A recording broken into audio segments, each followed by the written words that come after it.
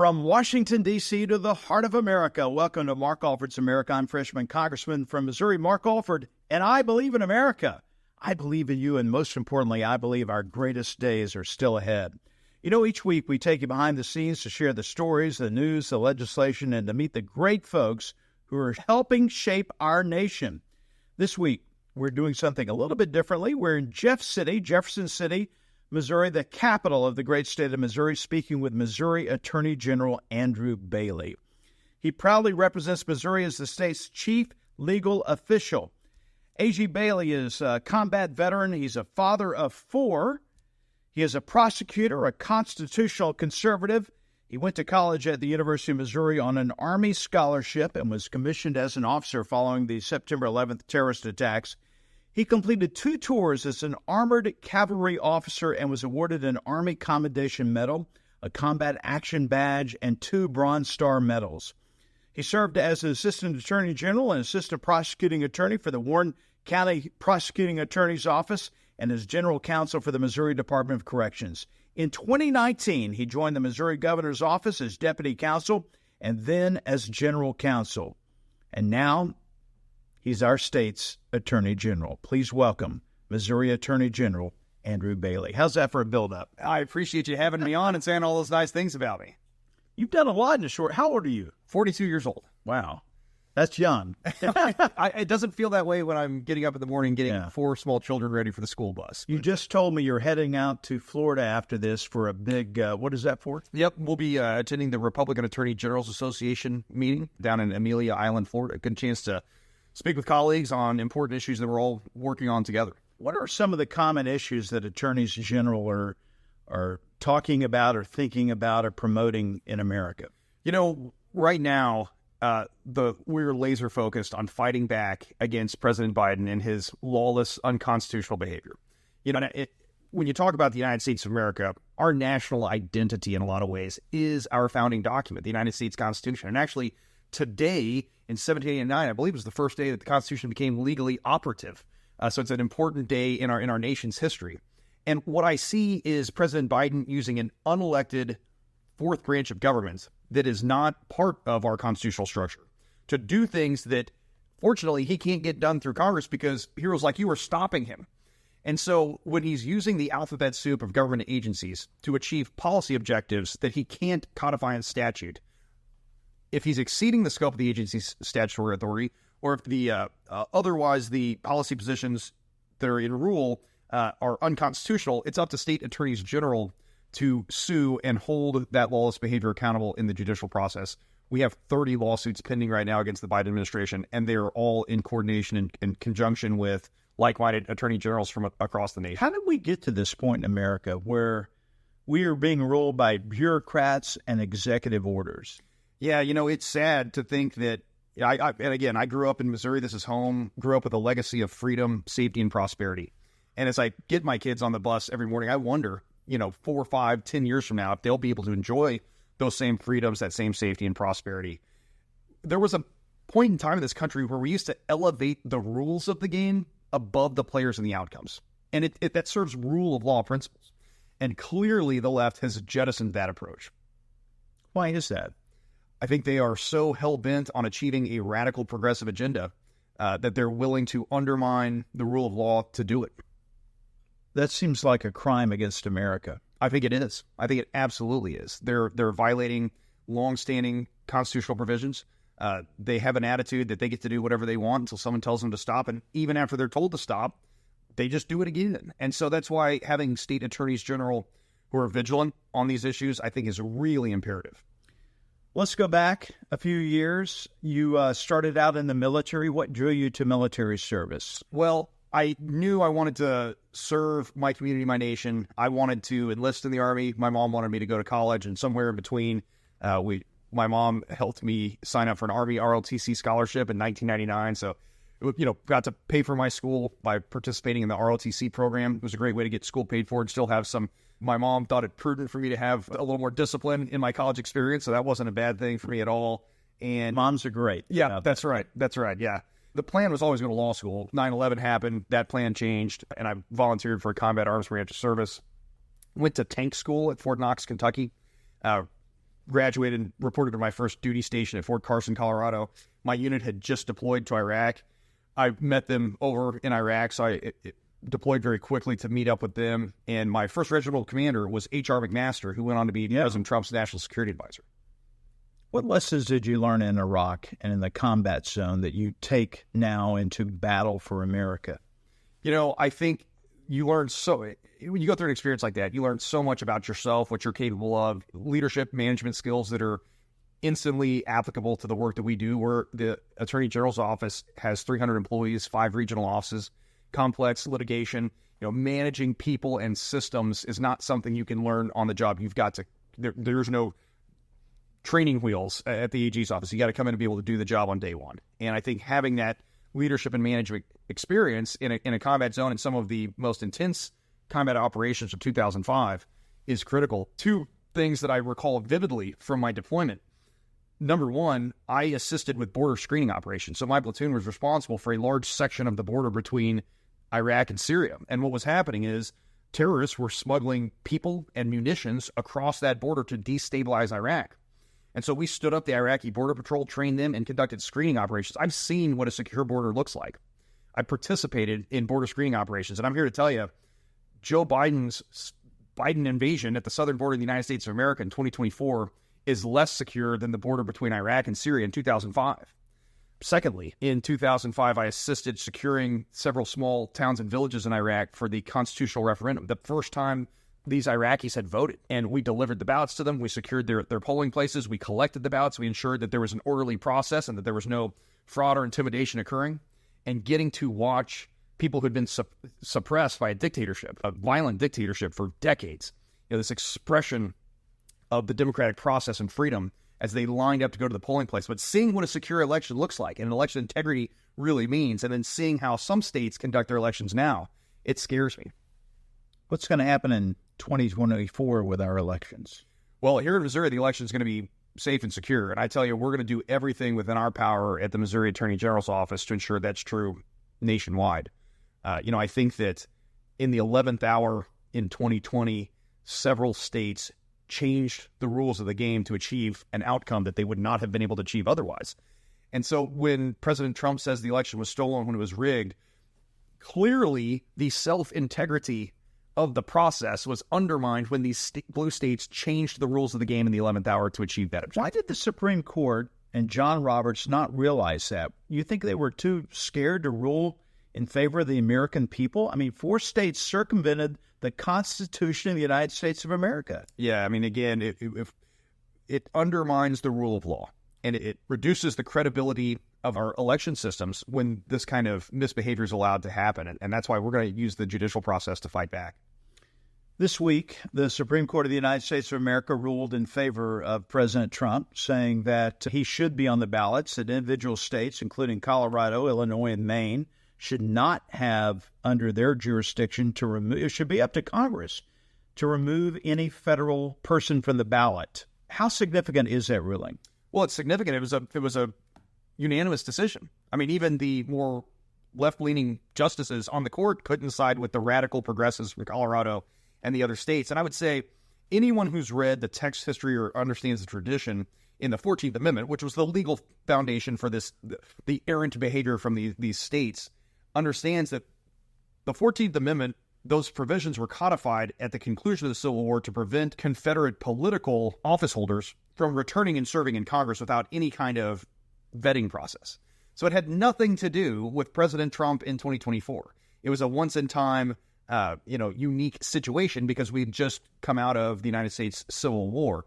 And so to try to bend that text to fit the fact pattern with President Trump in 2024 was clearly, that ran afoul of the text, history, and tradition of the 14th Amendment. Will we have a secure election in 2024 that people, everyone, I don't care if you're Democrat, Republican, Independent, or agnostic, can have faith in that the proper person should be sitting behind that resolute desk? Well, that is absolutely going to be true here in the state of Missouri. And we are going to fight to ensure that that's true statewide or nationwide. That should be the goal.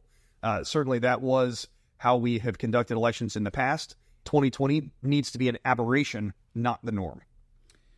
Well, stay with us for Mark Alfred's America. We'll be right back with more. We're talking with Missouri Attorney General Andrew Bailey. When we come back, we'll be talking about his lawsuit against Planned Parenthood, the transportation of minors across state lines for abortions, and transgender issues. Lots going on with the Missouri Attorney General. Stay with us. You're listening to Mark Alfred's America.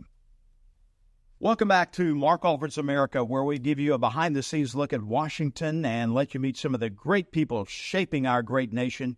Today, we're in the state capitol. In fact, I'm looking at the lovely capitol here in Jefferson City, right on the Missouri River. We're in the Supreme Court building and the office of Missouri Attorney General Andrew Bailey. What do your 4 kids think about you being the Attorney General? I'm not sure they can fully comprehend what it means. Put in perspective, my 5-year-old, when he was still 4, my wife was pregnant with one of our children, our biological child. And so my wife would come into town, into Jefferson City, and would drop my at the time 4-year-old off at the Capitol building to hang out with me over the lunch break so she could go see the doctor and get medications and do what she needed to do. And so my 4-year-old he called the Capitol building the castle. And it kind of looks like a castle. And so It does. He just kind of grew up, coming to Jefferson City to go see Dad at the castle and talk to the governor. And that's just kind of like the life he led. And so when I was appointed to the Attorney General's office and I moved over to the Supreme Court building, by statute, the Attorney General's office has to be co-located with the Missouri Supreme Court.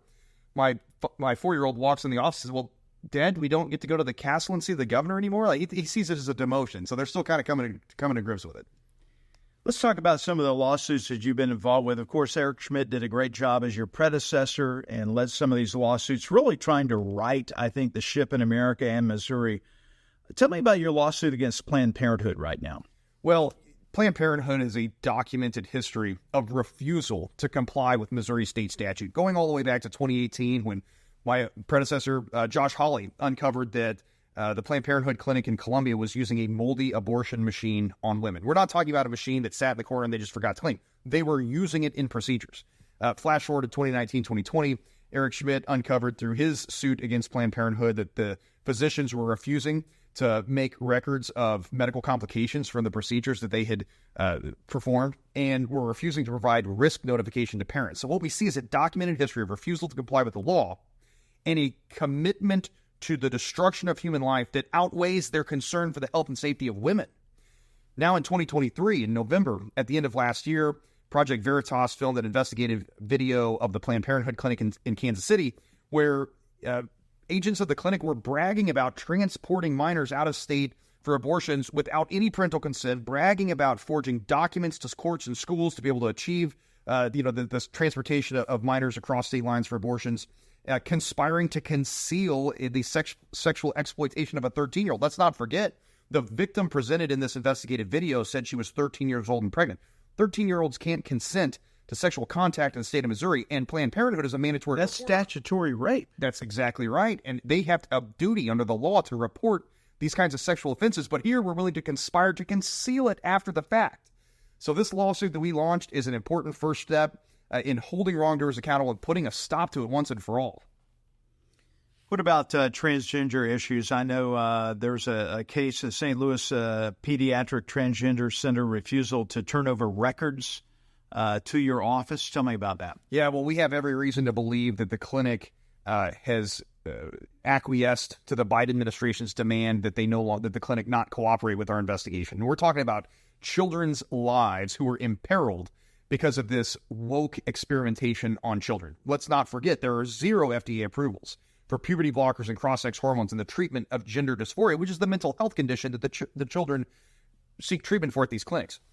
The evidence we have is that the clinics were refusing to provide any kind of psychological or psychiatric treatment. So instead of going to mental health services, they're administering pills that aren't approved for these types of conditions, or referring children under 17 years of age for irreversible surgeries. This has long-term negative health outcomes to the human body and forever alters the human body in ways that the children and the parents may not fully understand. And so this investigation is really important to ensuring that Missouri is the safest state in the nation for children. Why aren't we helping these children with the gender dysphoria rather than mutilating their bodies? Well, that's exactly right. And I think that I'm proud of the work the state of Missouri has done to correct that wrong. I mean, at the end of the day, We launched the investigation, called for a moratorium. The clinic refused. Subsequent investigation revealed there was a shadowy and clandestine network of these clinics operating across the state.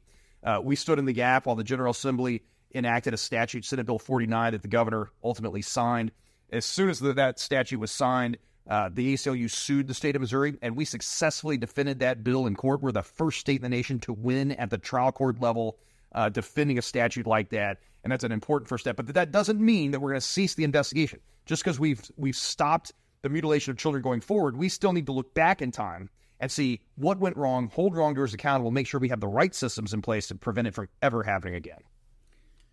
You also have another lawsuit you've been involved with involving H&R Block and other tax preparers sharing information, taxpayer information with Meta and Google.